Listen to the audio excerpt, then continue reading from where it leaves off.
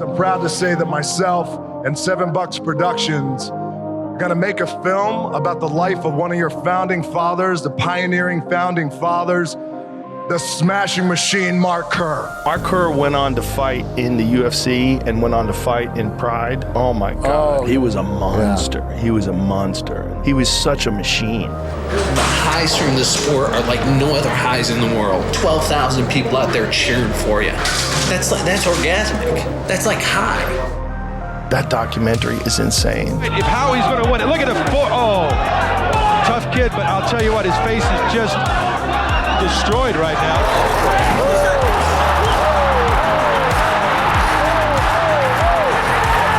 And it's so raw because it's just two people out there competing in the most primitive form possible.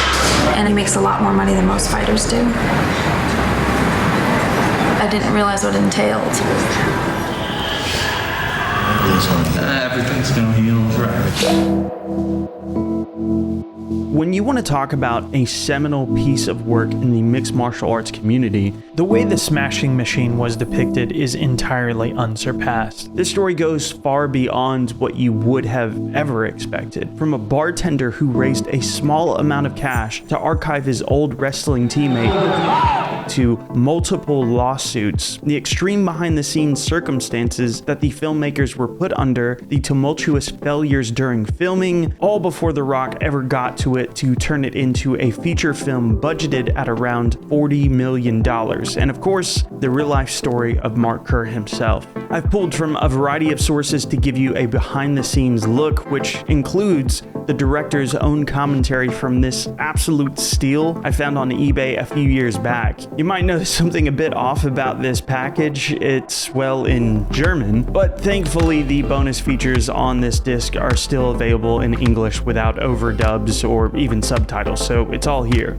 I'm John Himes. I'm the director of The Smashing Machine.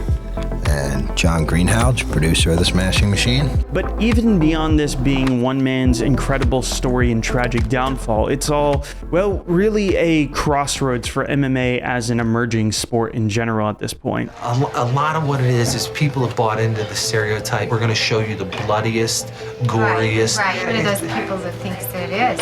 Yeah, and really, it's and I think it's probably worth mentioning that there may be some spoilers in here. Ahead of the film debuting in October, I'm not exactly sure what they're going to cover. It is the real life story though, so you've been warned either way. The documentary began filming in 1999, and I cannot state this thoroughly enough, but the sport of MMA had just effectively been sent to the gallows in the United States. When it all first came together for the Ultimate Fighting Championship, they marketed it as MMA or No Holds Barred, which is what it was called back then, and they basically told people that somebody might die inside of the cage. 2 men enter, 1 man leaves. Well, what is that suggesting? That's suggesting that someone's going to die. This was not going to be a sport as far as anybody could tell like it is now, maybe a brutal blood sport at best, invoking the images of Jean-Claude Van Damme's brutal classic of the exact same name, who ironically does become a part of this story literally as it goes on.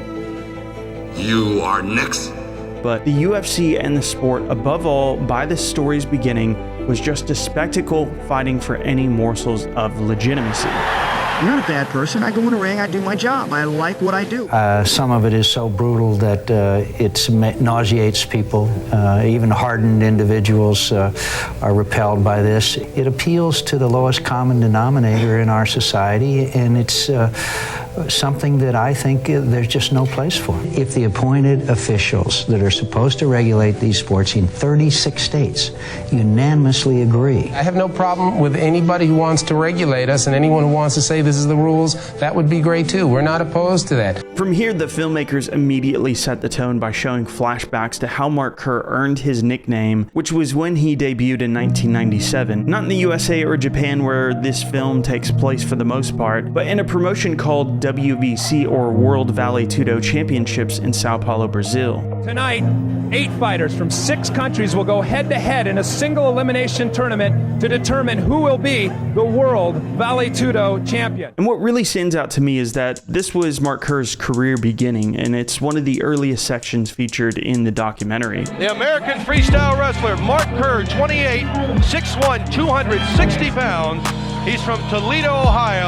This is his first fight. Before I fought Paul Varlins, I remember taking about this much a sip of water, like in a Dixie cup, walking around and going, my stomach, I couldn't hold anything down. This is, by the way, the point in the film when if people walk out, which some people did when we screened it, it was right here. Absolutely. Paul Varlins, the man Kerr is opposite here, he already fought at the very highest level inside the UFC in 5 separate events and was even a finalist at UFC 7. Little blood coming from the face of... Oh, huge takedown. Kerr wants to be. This is Kerr where he's knees dangerous. him in the face, and he knees him again. Beautiful knees in the face. Another knee right in the face. I don't know how Varlins can take much more of this. If Howie's going to win it, look at the tough kid, but I'll tell you what, his face is just destroyed right now. Watch it close, it stops the fight. Says they can't handle anymore, that's right. Varlins unable to protect himself. Bacciarelli doing the right thing, stepping in. His face is a mess. You can vividly see sheer panic overtake him in a way that you almost never see in modern MMA. There was no blueprint back then. Varlins is completely lost in this moment. In 1997, the moment manages to perfectly encapsulate Mark Kerr and the terrifying monster he was inside of the ring. And Kerr had to compete 2 more times that very same evening. The next opponent, nicknamed the Master Hulk, which you would think he would be a more formidable opponent with the images a name like that invokes, but this is what happened. Hulk trying to get out of the ring. Hulk left the ring. He's taking shots. That should be it. Yeah, Kerr made the guy quit. He did it by just getting the hell out of there. You can instantly understand why most modern MMA is inside of a cage too, but from here this led to the finals of the tournament where he took out an absolute legend and pioneer that helped bring the sport to American shores in Fabio Gurgel. Kerr's got it his way right now. Down to the ground they go. Oh, a beautiful headbutt in the headbutt. mouth. He's pounding him with rights, but just missed. Kerr counters with the right, comes up and throws some devastating punches. He's down. Oh, man, right on that eye. You could hear that. Yeah. That was head to face. Kerr, if he was able to do that, but Kerr, sweaty and strong, able to pull out lefts. A great fight, a great warrior. And nearly descended the entire venue into a full-blown riot. It was hard enough for me to get out of the ring that night. People lingered until Fabio got on the mic, and Fabio was like, hey, just leave him alone. Don't do anything. He won fair and square. And he addressed his crowd and told them, please show some class. Please don't create any problems because it can get very volatile in venues like this. And what's so important about this is, well, it's the reason Mark Kerr was called the Smashing Machine. This night in Brazil, they literally nicknamed him that, which of course became the namesake for both the documentary and The Rock's movie. Back in these days as well, competition in MMA wasn't nearly as monolithic as it is now. Many other promotions were putting on huge fights that competed with the UFC's roster, and as I've already mentioned, often featured the exact same guys. UFC was still the biggest name in the sport, but a rival Japanese organization would be soon appearing, and we'll get to that later. But people around the world did understand the importance of this tournament win, and so he was immediately looked at as one of the top fighters on the planet when he arrived in the UFC. And this was perhaps just as importantly how the documentary came into being, because this all caught the eye of Kerr's old Syracuse University amateur wrestling teammate, John Greenhouse. I wrestled myself in high school and then in college for Syracuse, and so it was very good. And I wrestled with him at Syracuse. He was an NCAA champion. I was a schmo, so I was a fan of his, but a friend. And a nut flea, as Mark would say. Yeah, anyone who hangs on to Mark, he calls them nut fleas. Yeah, when I went to college with Mark, I mean, you know, we were a rowdy bunch of young wrestlers. There was fights all the time, and Mark literally was someone who didn't fight. He was not an aggressive guy in any way. Do you hate each other though? Oh, absolutely not. No, absolutely not. No. Treat it as a profession.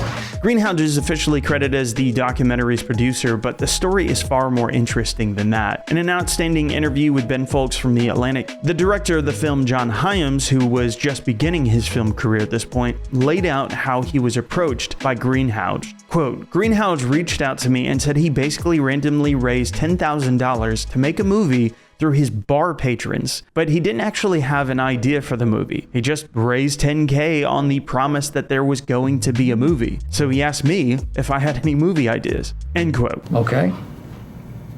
Wait, what? So yeah, the producer of this film who raised $10K with no actual movie idea, it's pretty wild that he just raised $10,000 with zero ideas and people just blindly trusted him. But after watching these brutal fights, realized his old friend and teammate from Syracuse would be perfect to make a film about. And I don't even know how it happened. I think I was sitting around in my living room with John, showing him the tape. Some other people were there, and I think I just brought it up on a whim. What would you think about doing a documentary about this guy? And he said, if you can get in touch with him, I'll do it. And it turns out the man he approached to direct the film, John Hyams, who also attended Syracuse University, well, he happened to be the son of longtime director Peter Hyams. Peter would direct TV and film throughout the 70s, the 90s, and beyond, which notably included Van Damme and Time Cop. Read it. Wolverine. And John Hyams, the director of The Smashing Machine, his son, after directing this documentary, would also direct Van Damme in later films a decade later. Also, we'll get to the Van Damme part here in a little bit. He is connected to this story. So this bartender, John Greenhalgh, had some serious luck going to school with all the right people. And with just $10,000, which is absolute pennies for a film budget, the two hopped on a plane with a couple camera operators, cinematographers in 1999 to begin capturing some of the most unforgettable moments in sports history. Steve Schluter, one of our producers, our cinematographer, Neil Fazzari. We usually had 4 guys crammed into one hotel room. So it may be like Steve and myself would take a bed one night, John and Neil. On Mark Kerr's side of the story, he already accomplished a great deal by this point. As I mentioned earlier, this was the era of one-night tournaments, and in the UFC, he had just won 2 of them back-to-back, which effectively had made him the arguable top heavyweight in the world. Let's put it together for the winner of the heavyweight tonight, Mark the Smashing Machine. Congratulations. I know everybody's excited to see you again in the future. Yeah, I'm excited to be here. This is the only organization in the world to be. And that meant in order for this film to even begin production, there was a pretty giant hurdle in the way. The UFC was still owned by Bob Meyerowitz. They offered to pay me $25,000. Right about the same time, I'm approached by Japanese organizations, and they offered for me to fight against Royce Gracie. $185,000 cash. Fly over there. They flew Royce in, had the press conference, everything.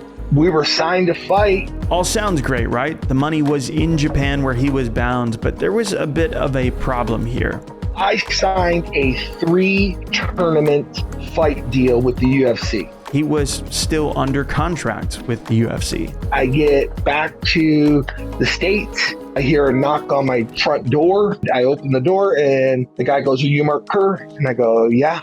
And they go, "You've been served." The UFC was suing me for breach of contract. I end up settling $155,000 in legal fees. Did you have help with that? I did.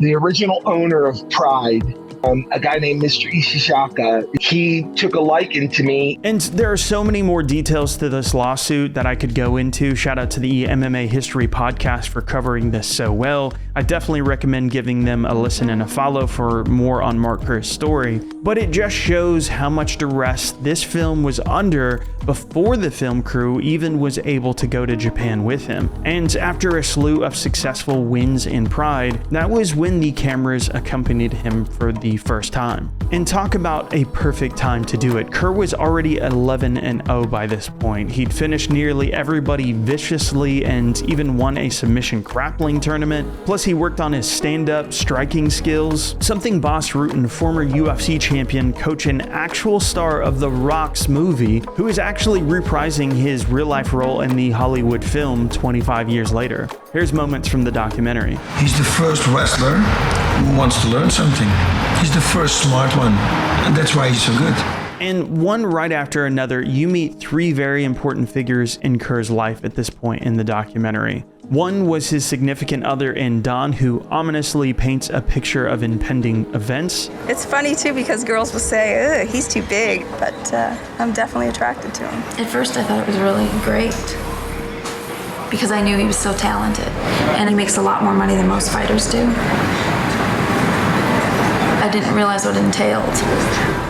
She's played by Emily Blunt in the Rock's movie. Then there was a very much down on his luck fighter and former UFC heavyweight champion Mark Coleman. He's played by real-life former UFC fighter and former Bellator heavyweight champion Ryan Bader. And at the time, Coleman was on a 4-fight losing streak. Many simply thought his career was over in August of 1999. And while in Japan, the two take a picture with the third incredibly important figure in the scope of this film, and that's Igor Vovchanchin. In The Rock's film, he's played by real-life boxing heavyweight world champion Alexander Usyk, who is also Ukrainian like Igor. And notably for the documentary, this is Kerr's opponent in Japan for this event. The camera crew do a really fantastic job capturing the atmosphere of Pride from both inside and outside the ring perspectives. They even show a rules meeting where, almost innocuously, a manager asked the Pride staff about the use of knees on the ground. Now, in this position, the knee and kick to the face are fouls. The opponent is in the position when his face is upward. Is it allowed for him to kick in the face? This woman's face was designed by Jim Henson of the Muppets.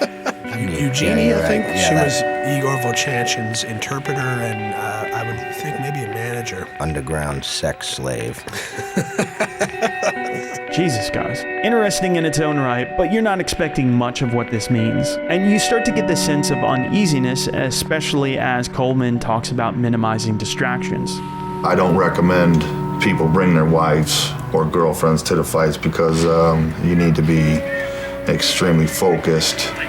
And she came out covered in sparkles, and the entire room smelled, and the smell of her perfume was mixing with the smell of their sweat, and I was really losing my mind in that. I mean, it was really Mark to even allow her into that situation was inviting chaos. And what ends up happening is pretty horrific.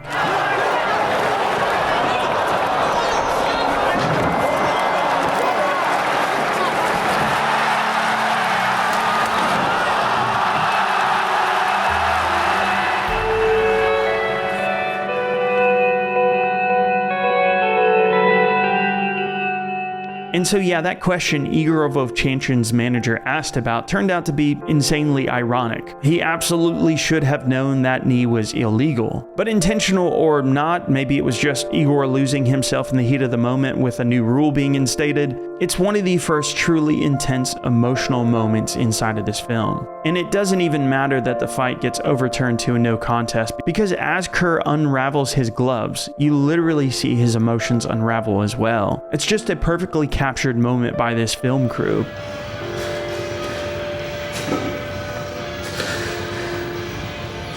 But here's the crazy thing that the documentary commentary reveals. The interesting part I think about these shots it's the fact that Neil, the sound man, Neil Fazzari, who did a great job, and Steve Schluter, the cinematographer, who are shooting this here, had only known Mark for 3 days. I eventually walked into that locker room while they were shooting him, and he was crying, and it was too devastating for me. I asked them to cut the cameras.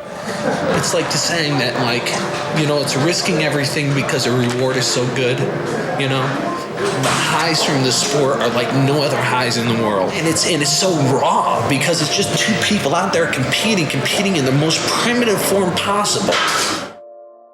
And Hyams and Greenhalgh already knew the subject matter would make for a compelling documentary, but there was so much here that had just happened that the two had a very real sense of the gravity of things for the first time. Gone was the facade of the larger-than-life smashing machine in an instant. He was human just like the rest of us. And it was so significant that the original plan for this film to end not long after this had to be scrapped entirely. John Hyams, in his interview with Ben Folks, laid out that this was just going to be a simple 3-act feature. He says, quote, "Fight, recovery, training." After all, how much could that initial 10 grand even really cover with 4 men flying back and forth to Japan? This was when they actually began pursuing funding for the film. They simply had to keep filming his ongoing story. You know, most of us are not interesting enough or complex enough, and Mark happens to be this walking contrast. And it was in their original Act 2 of their documentary, which was meant to be his recovery, that the scope blew open even further. And you don't have any strong pain medication, like opiates or like... No.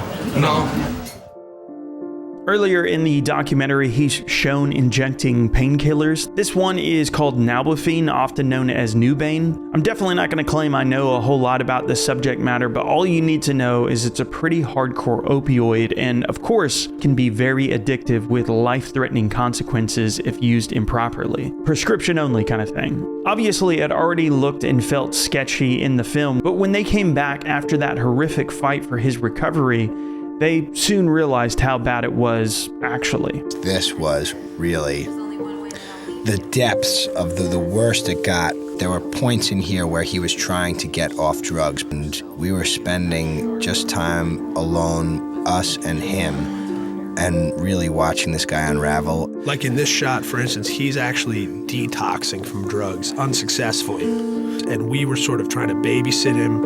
It was actually a total nightmare. I think he really trusted John because of their relationship as teammates.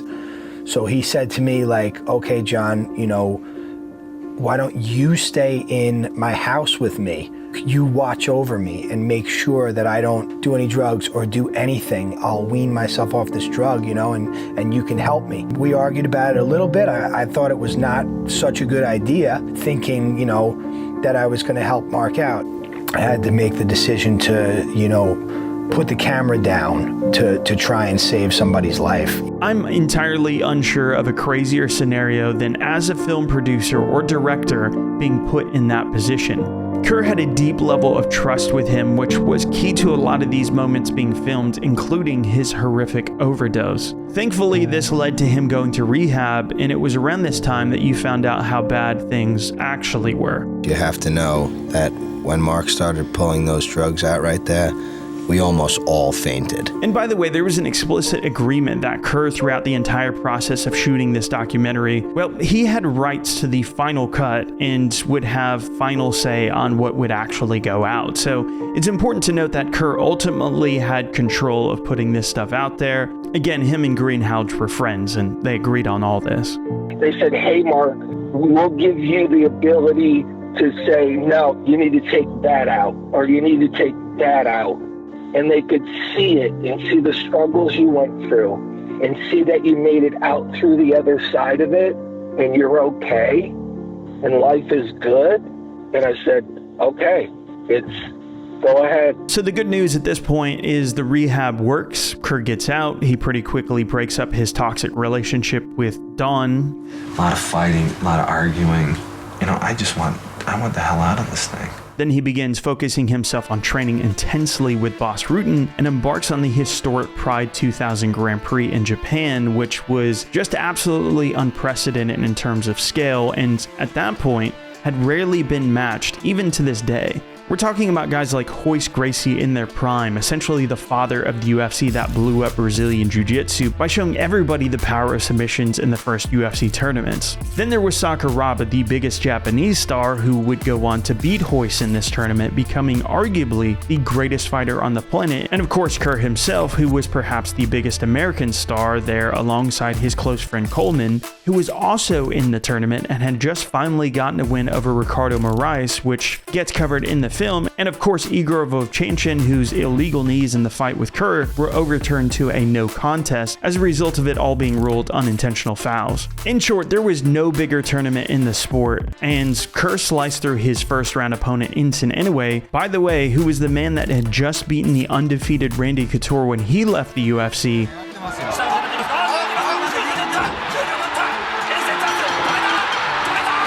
And was now coming to Pride. And so yeah, Kerr passed that test with flying colors. He really looked like the man you saw in those early fights, vicious and looking like the favorite in the tournament again.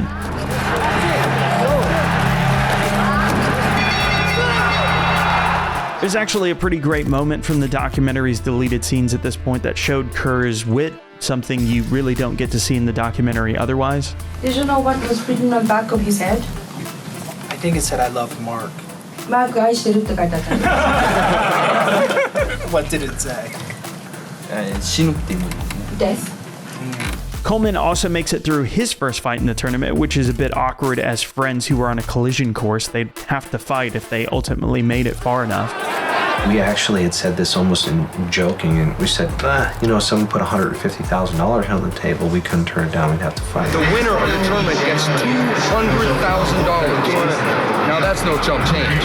And then kind of his nemesis to this point in the film, Igor Vovchanchin, also wins his first fight to get through to the next round. Sakuraba, as I've already mentioned, would face Hoist after they both won their first fights. And this was a hybrid tournament structure. It wasn't a one-night tournament. Pride management really wanted to determine the best in the world, and this tournament was twice of the size of your average 8-man UFC tournament, with 16 men here, meaning you'd have to win 4 fights total to be crowned at the end of it. So this was just the opening round of the tournament. Everybody would have to come back on May 1st, 2000, or about 3 months after this opening round, which was on January 30th, 2000. And to layer on further, Kerr started faltering between these two tournament dates and got back with Dawn, who is now revealed in the movie to have her own alcohol abuse issues.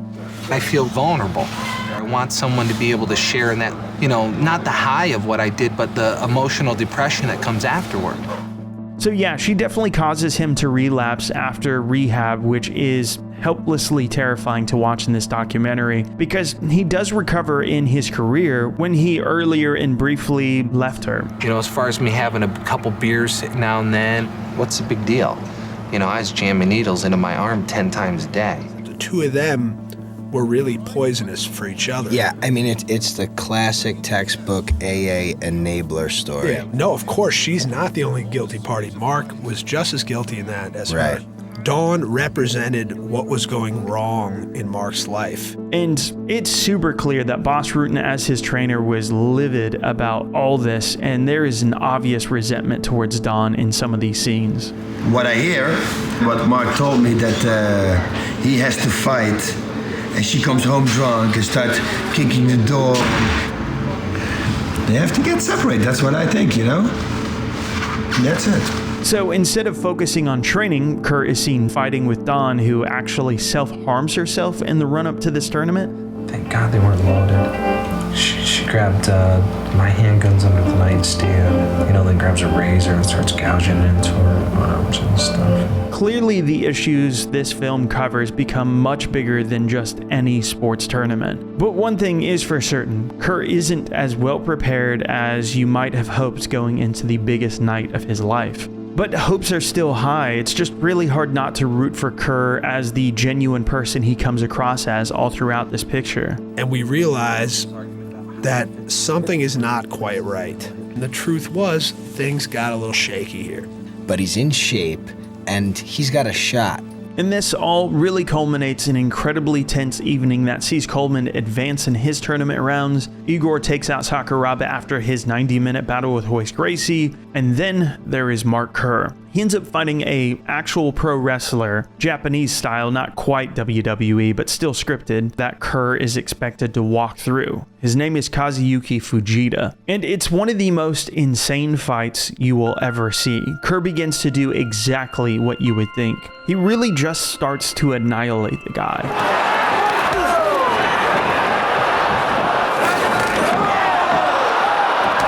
But they called this man Ironhead for a reason. This guy takes it. Yeah, a normal human being would be on the mat right now. It all just falls apart and he freezes up in there. It's absolutely brutal to watch him go through this. I can say that this fight, filming this, it was a really painful experience to film this. We are not defined by our successes and failures as much in life as fighters are or professional athletes. I mean, they literally are defined by how much they win or lose. The whole thing also gives his friend Mark Coleman a lucky break, as Fujita sustained too many injuries to continue on that night. Also, we can't really ignore the fact that what was on our minds this entire time was whether Kerr was going to fight Coleman. Right, and if he had won that fight, he would be fighting Coleman. For the purposes of a film, of course, that would be the most compelling thing you can imagine. I can say for myself, I was truly relieved. Yeah, I think we all were. We really didn't want to see that happen. And so the final of that tournament, which again all took place on the same night, takes place while Kerr is receiving stitches in the back in an incredibly well edited sequence, as astonishingly Mark Coleman manages to upend the whole tournament as the man who began this documentary on a 4-fight losing streak and climbs back to the mountaintop. At least the finality of Coleman's story is able to give people some catharsis here. And here's Coleman with this enormous belt, an equally enormous trophy, kind of quietly alone. As they say, this moment was absolute cinema. Twists and turns better than you could have ever scripted, but just as horrific seeing Kerr's downfall. And this is where the documentary ends. We're given a brief editor's note that Kerr would go on to marry Dawn. They're not together to this day. But this isn't really the end of the story about the film. A surprising amount happens beyond this point. There is another wrinkle to this story that is yet another twist. Ironically, the man that directed this documentary and who I mentioned was the son of Peter Hyams, and how they both directed Jean-Claude Van Damme in their own respective movies. Well, someone else used to have the rights to the film The Rock now owns, and wildly enough, Jean-Claude Van Damme was meant to star in the film. Information is incredibly sparse, but Manu Bennett, you know, from Deathstroke from Arrow or Crixus from Spartacus, well, he actually was cast to play Mark Kerr in the film alongside Jean-Claude Van Damme around 2007. Almost a year prior to getting Spartacus, I was offered a movie to play a UFC fighter called Mark Kerr in a movie called The Smashing Machine. You thought I was big on Spartacus or, as Deathstroke. The way that I got my body prepared for The Smashing Machine, this movie, did some things I'm not going to talk about in order to get big, but that's how I was convinced I had to do this role. But after going through 5 months of I trained so hard, my legs were out here, but I got that role. And I got to South Africa to start filming this role, and they had Fedor Emelianenko, they had Shogun, and Van Damme was going to play my coach. Well, Van Damme didn't show up on his plane, and we're all in South Africa ready to film this thing, and he didn't show up. And the whole film fell over because of it, and we were all sent home, and I got back to Australia with not a dime in my pocket. I had to go work on a building site because I just had no income, and I had no money left. And to be clear, there are people on both sides of this story, some who say that Van Damme had a good reason to pull out of the movie. And Jean-Claude Van Damme was supposedly going to play my part. Pretty cool, but damn, he's only 170 pounds, right? Yeah.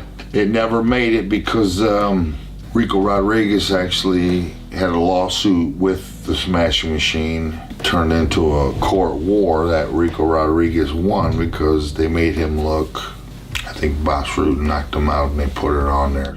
Future UFC champion by the year 2000, Rico Rodriguez was featured as a training partner in the documentary, and in deleted scenes included on the DVD release, he was portrayed as a drunken partier who abandoned Kerr in training instead for flings and late nights out. Notably, he was knocked out by Boss on the bonus disc features, which was specifically after Kerr asked Rutten to do that to him. And this morning I got up and Rico he wasn't there.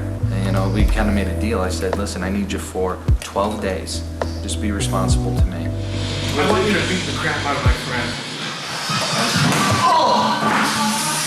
He was really upset that he wasn't showing up on time. It might be one of the most unhinged moments to ironically not make it into the film's final cut. It's hard to find much detailed information on this lawsuit, but Kerr has said that Rico won the case against the filmmakers.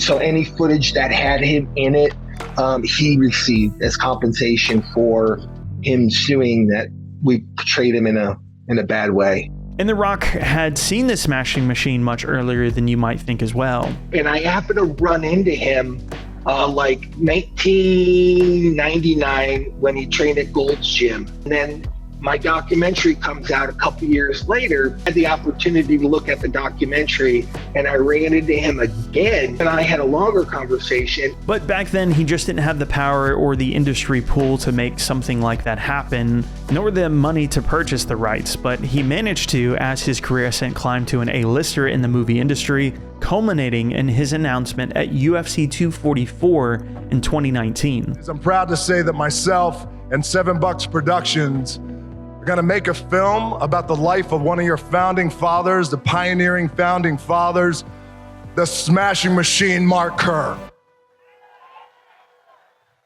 On that Friday at the press conference, I built it up so much, and that crowd was on fire. And you could tell the hardcore fans knew exactly who he was, just like that. And they started clapping. And then there was a good amount of this new generation of fans who were like, who? Not exactly the warm reception you would have hoped for. And for years, until 2024 really, everybody thought this movie, because of that lackluster reception, was completely dead on arrival. And it kind of was for a while. And so he was prepared to go into production later that year. He would have put it on a schedule to be shot somewhere in 2021, and as it turns out, obviously the pandemic. That was 2021. We're still dealing with COVID.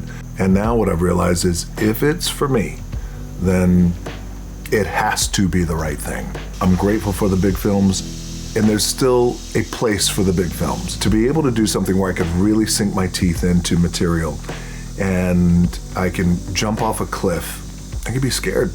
But also, as you talked about addiction, about failure, about loss and mental health struggle, that's the bug that I got bit by. And so here we are now, and this video is being made about 5 months before The Rock's movie will release into theaters. And I have to say I'm cautiously excited. It should be self-evident why this story about Mark Kerr is without a doubt worthy of a big movie Hollywood release. And for me, a lot of documentaries are like books. I'll almost always prefer the book in this analogy to the movie. The real thing is, well, actually real and extraordinarily hard to replicate. Plus, Hollywood always does strange things to biopics. Or how about Iron Claw, which was another A24 film, where they just left out an entire brother? It was already an incredibly famous story. I don't know why they were so worried that for some reason telling the whole story but in a Hollywood setting would mean it's all of a sudden too much. They didn't contact me, I don't know why. And they're real nice people. That's not a historical movie at all, but it's, it's based on a true story. And so that begs the question, will they do anything reality altering to this story? My guess is probably a few. It's not always a bad thing. Sometimes it helps with brevity and makes the flow of the film and help it not get too bogged down into minute details. I also have many criticisms of documentaries. It's not a perfect medium in comparison to movies, but this is one of the best documentaries I've ever seen. I just hope it gets told accurately is all I'm saying. I really do hope, though, they go into some of these other details, like the lawsuit with the UFC. There are plenty of details that Kerr has gone into interviews about interfacing with the Japanese mob, the Yakuza. There's plenty of incredibly interesting moments that I think could be interesting to see depicted on screen because those moments have never been seen. What do those moments look like if they're realized? Either way, expect to see our breakdown after the film releases, the accuracy of it, the review in general. I am very excited about it despite my reservations. But yeah, massive thanks to you all for watching. I'll see you on the next one. Peace.